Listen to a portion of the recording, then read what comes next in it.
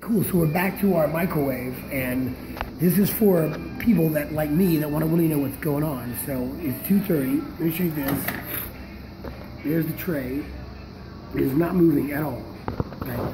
It's all done for science. I have to get myself in a good close-up now, after the last night's shot. So this is seriously fucked up. I'm going to show you something weird about this.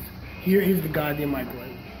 There it is. Now, before I do anything, I'm just going to show you this. Here's the tray. That is hitting against resistance.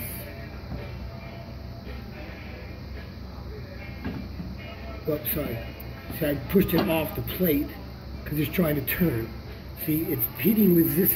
So it's still, the motor is still, okay? Now watch. I like to cook with time because I'm a very good cooker. I don't know what I'm doing here. It's good. So this is moving, so watch. Tray, okay. And here it is. And notice the motor sound too. You know how loud it is? Even though the Rolling Stones are cranky. You guys should do something about this, by the way. This has caused, I guess, my, planned obsolescence. There it is. The strange, unbelievable case of the San Francisco microwave in a 6-story building built in the 1800s during the gold rush.